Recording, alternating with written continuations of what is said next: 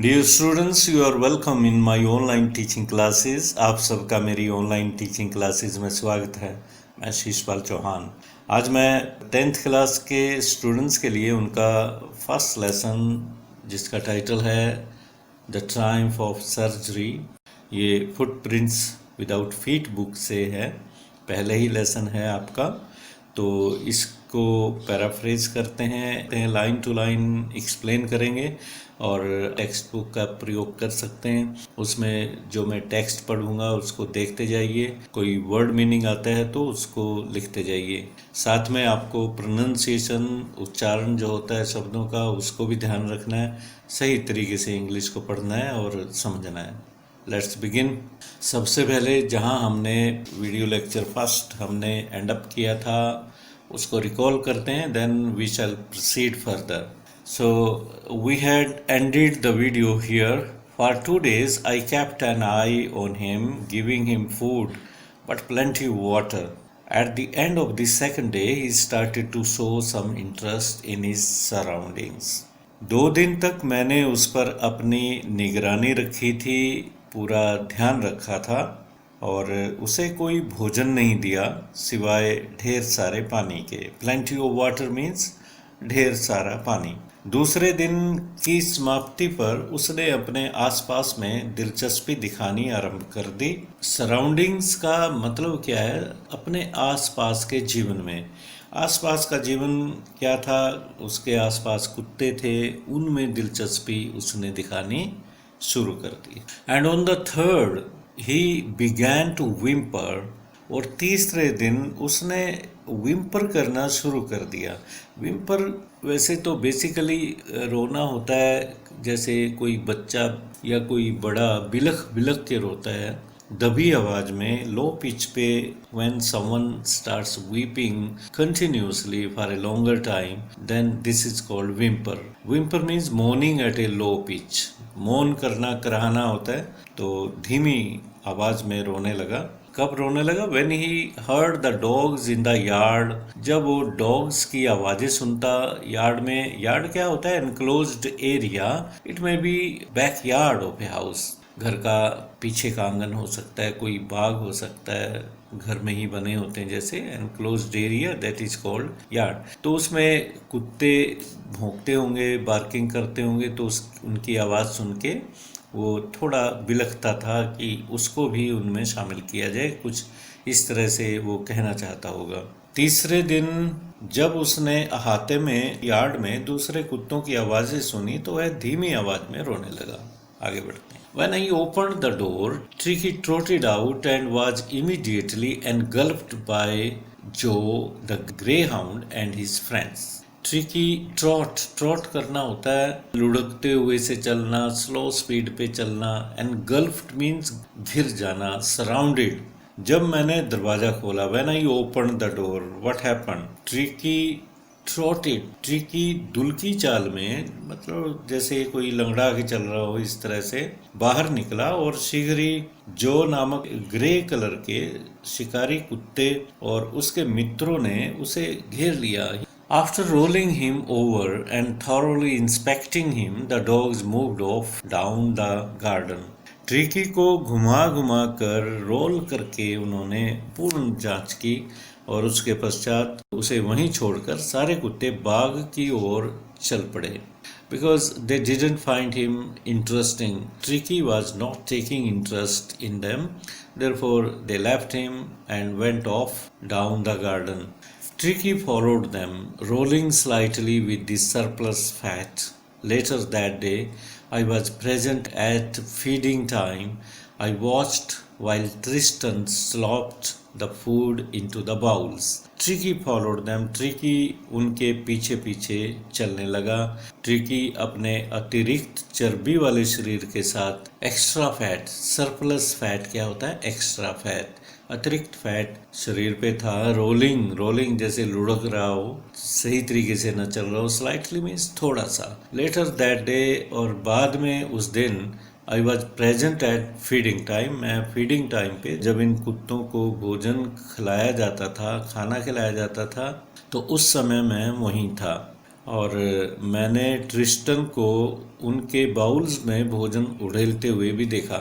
I saw Tristan putting food into their bowls. I watched while Tristan slopped means when he was putting food into their bowls. उनके bowls में, उनके जो बर्तन थे भोजन खाने के कुत्तों के, तो उसमें भोजन डाल रहा था, उड़ेल रहा था। तो I was looking at him. There was the usual headlong rush followed by the sounds of high speed eating. अगर आपने कभी पेट डॉग रखा हो तो उसे जब आप भोजन खिलाते हैं तो एकदम वो झपटता है भोजन पे और स्वैलो करने की कोशिश करता है, फटाफट खाता है।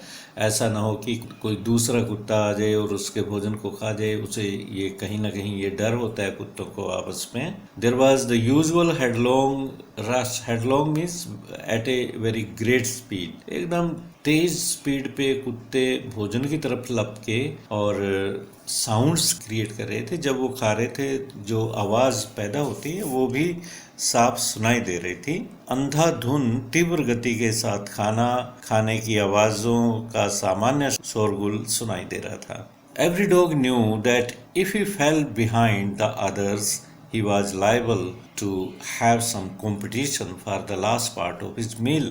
प्रत्येक कुत्ते को ये बात ज्ञात थी कि अगर वह दूसरे कुत्तों से पीछे रह गया तो उसे भोजन के अंतिम भाग के लिए दूसरों के साथ कंपटीशन करना पड़ेगा, प्रतिस्पर्धा में शामिल होना पड़ेगा। अर्थात उनमें से जो भी सबसे पहले अपना पेट भर लेगा वही सुखी रहेगा, अन्यथा शेष बचे हुए भोजन में अपना हिस्सा लेने के लिए उसे अन्य कुत्तों के साथ संघर्ष करना पड़ेगा। ये आमतौर पे होता है। एवरी डॉग न्यू, प्रत्येक कुत्ते को पता था। इफ ही फेल बिहाइंड का मतलब अगर वो पीछे रह गया दूसरों से, he was liable. Liable means likely. He is likely to have some competition for the last part of his meal. जो भोजन बच जाता है उसमें फिर कुत्ते हो सकता है झगड़ा करते हैं। आप जानते हैं कुत्ते झगड़ा करते होंगे। When they had finished, Tricky took a walk round the shining bowls, licking casually inside one or two of them.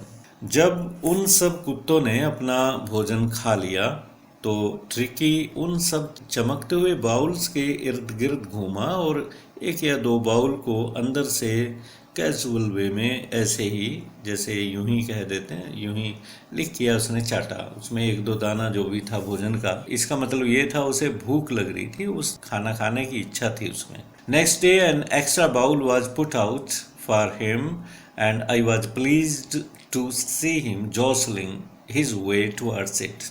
अगले दिन बच्चों क्या होता है, खाने के बर्तनों में ट्रिकी के लिए भी एक बाउल रख दिया गया और उसे उन सब के साथ आपस में टकराते हुए, जॉसलिंग करना क्या होता है, आपस में पुश करते हैं जब, तो टकराते हुए आते देख मुझे प्रसन्नता हुई। I was very happy to see Tricky when he was also among this group of animals, group of dogs, and he was also coming towards the eating place. वह भी ईटिंग प्लेस की तरफ लपक रहा था, बढ़ा चला आ रहा था, उनके साथ टकराते हुए आता जा रहा था। From then on his progress was rapid.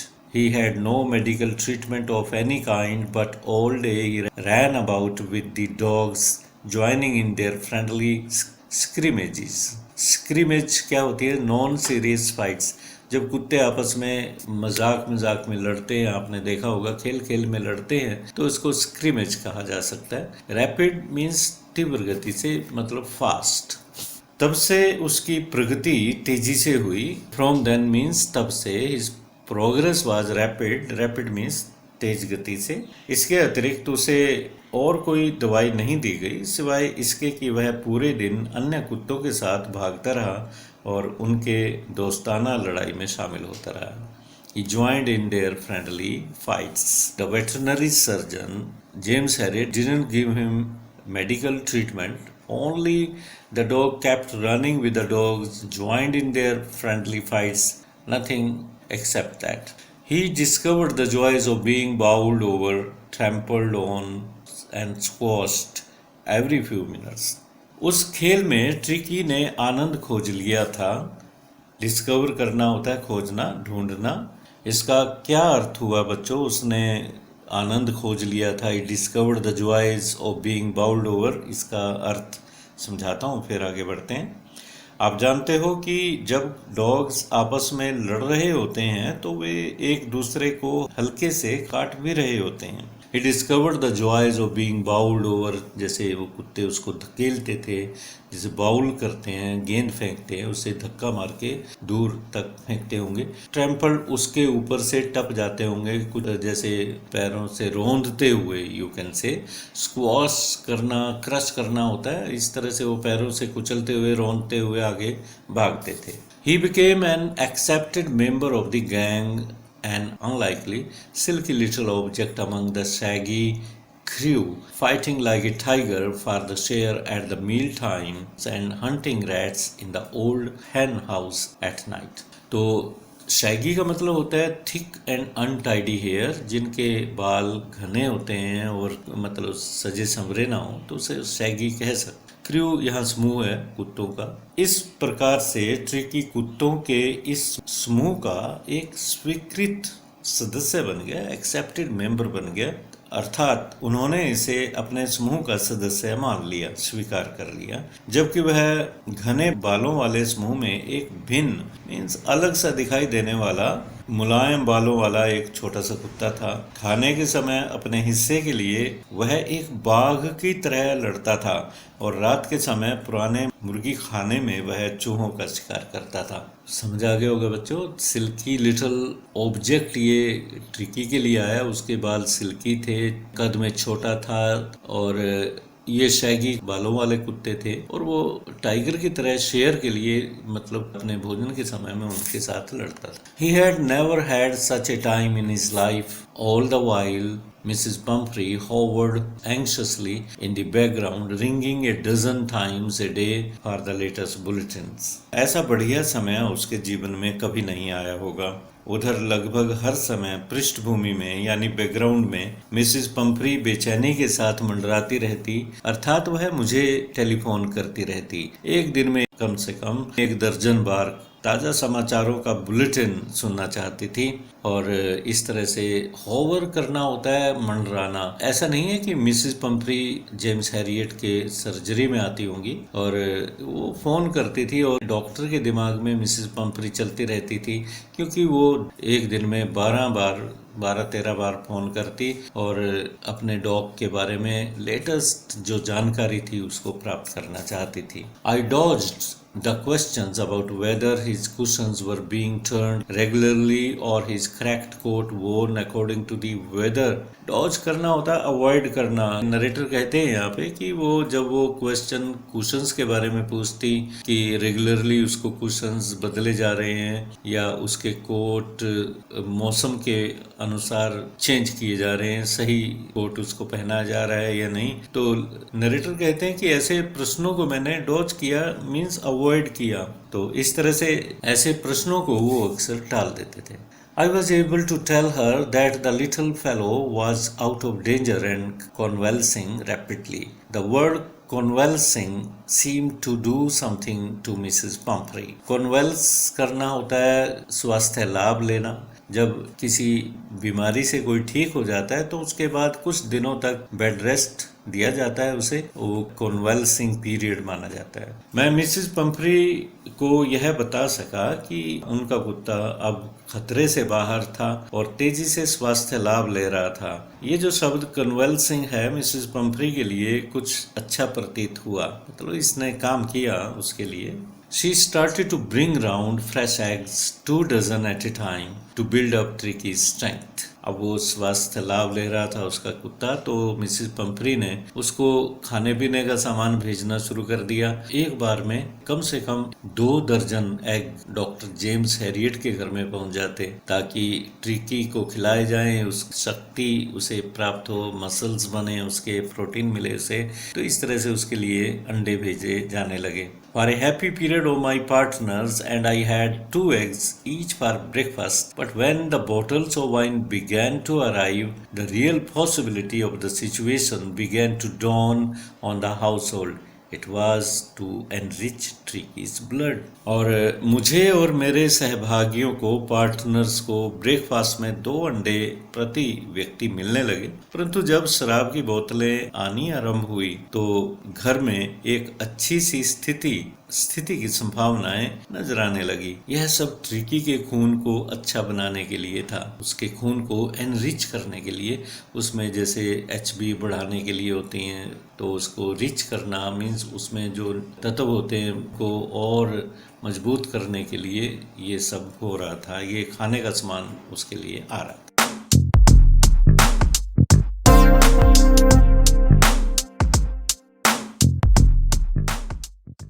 इस तरह से बादस्तूर एक ऐसा अवसर बन गया जिसमें शराब के 2 गिलास खाने से पहले और कुछ एक खाने के दौरान मिलने लगे। जब ट्रिकी के शरीर में शक्ति बढ़ाने के लिए ब्रांडी आने लगी तो हमें इस पर मुश्किल से विश्वास हुआ। Lunch became a ceremonial occasion with 2 glasses of wine before and a few during the meal. We could hardly believe it when the brandy came to put up a final edge on Tricky's constitution. Constitution means strength, structure of Tricky.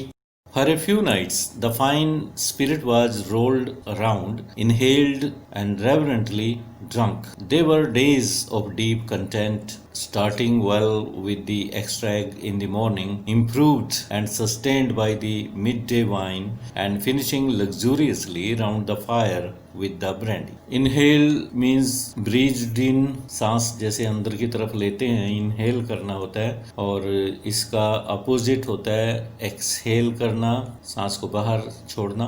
Reverently यहाँ पे respectfully मतलब नहीं है, but it means in A proper manner. Reverently here it means in a proper manner, properly, or sustained, continued by, you can say here. Let me explain in Hindi now.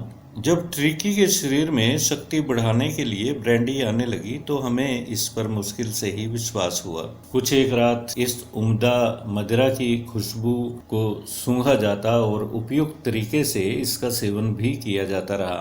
There were days of content, starting well with the extra egg in the morning, improved and sustained by the midday wine, and finishing luxuriously round the fire with the brandy.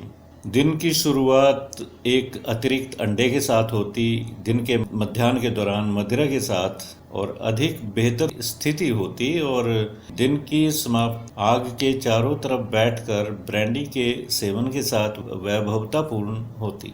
It was a temptation to keep Tricky on as a permanent guest, but I knew Mrs. Pomfrey was suffering. Tricky हमारे घर का एक स्थायी सदस्य बन जाए, इस तरह का लालच मन में आने लगा, परंतु मुझे पता था कि मिसेस पंफ्री दुखी हो रही थी।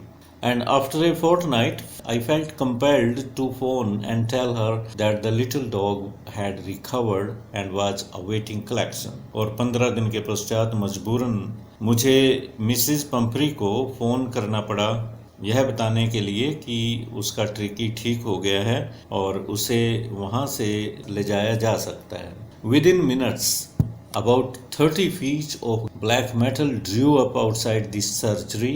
The chauffeur opened the door. Gleaming means shining, चमकती हुई।